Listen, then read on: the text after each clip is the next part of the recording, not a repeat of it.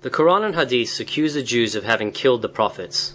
Whose and which prophets did they allegedly kill? It is ironic that the Jew-hater Muhammad should include the above statement in his Quran.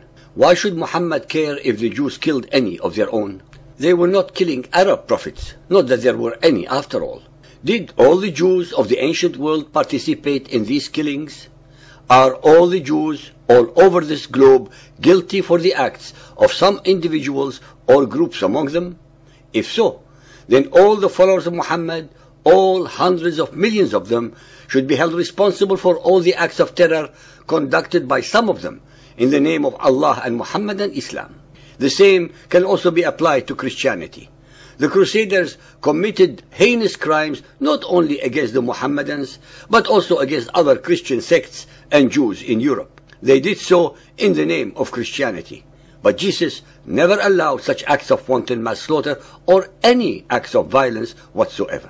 Should all Christians all over the world be held responsible for these acts? Christians in Africa, in Asia, in the Americas, for all time? Also, should all the followers of Muhammad be held responsible, all hundreds of millions of them, for the real slaughter of Umar ibn al-Khattab, of Uthman bin Affan, of Ali ibn Abi Talib, of Al-Hussein bin Ali, and all of the tens of Khalifas who suffered the same fate during 1400 years of Muhammadan Islam? Of course, some inordinately clever Muhammadan will remark, but these were not prophets. True, but they were, according to the traditions, Allah's regents on earth, carrying the mantle of the Quran and Muhammad's Sunnah. Can any follower of Muhammad reveal to our listeners which group of Jews killed which prophets? Could they also reveal the circumstances and dates of these events? Can any one of them name these allegedly slaughtered prophets? Why do the followers of Muhammad always use a double standard with an obscene degree of hypocrisy, whereby they attack the religious beliefs and integrity of Christians, Jews, Hindus, Buddhists, Zoroastrians, animists, and pagans, but will not accept or allow any criticism of their own wanting cult belief system? Al-Baqarah 2.87. Is it that whenever there comes to you an apostle with what you yourselves desire not, you are puffed up with pride? Some you called impostors, and others you slay? 291. Say, why then have you slain the prophets of Allah in times gone by, if you did indeed believe? Al-Imran 3.21. As to those who deny the signs of Allah and in defiance of right, slay the prophets, and slay those who teach just dealing with mankind, announce to them a grievous penalty. So-called believers and unbelievers, be aware of the following facts. 1. The Quran lists about a dozen Hebrew prophets and kings such as Adam, Noah, Abraham, Ishmael, Isaac, Jacob, Moses, Aaron, Job, Idris, David, and Solomon. Not one of them was killed by either the Israelites or the Jews. 2. Even in the singular case of Jesus, he was executed according to the Roman law of crucifixion as a rebel, and not under the Mosaic law of rajm, of stoning to death. 3. Muhammad's Quran very strangely omits to mention a single name of the great Hebrew prophets after Moses, such as Samuel, Isaiah, Jeremiah, Ezekiel, Hosea, Amos, and 11 more of them. Yet all the Jews, very conveniently and without a single proof, are accused of slaughtering their prophets. As we have shown throughout our series, that the astounding lack of veracity in the Quran precludes it from having ever been divinely revealed. That the Quran in reality is the sole product of Muhammad's own alter ego. His hatred, lust, narcissism, anger, fear, total incomprehension of the biblical events and characters, historical and space dislocations, grammatical and lexical errors, plagiarism, etc. But cleverly projected into the unsuspecting mouth of Allah, the name of the supreme rock god of the Kaaba. Ladies and gentlemen, please remember that Muhammad's Quran went through two distinct stages.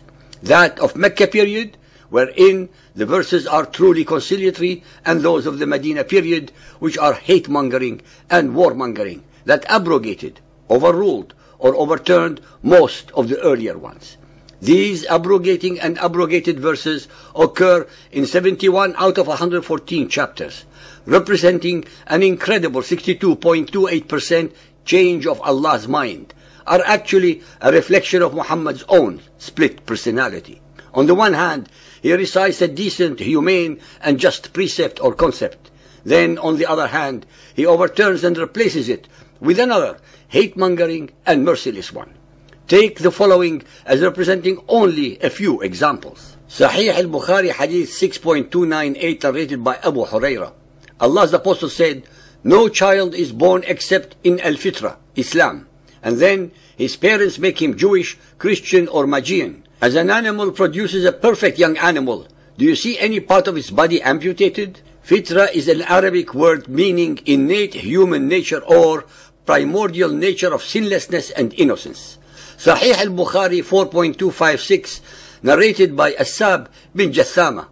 The Prophet was asked whether it was permissible to attack the pagan warriors at night with the probability of exposing their women and children to danger.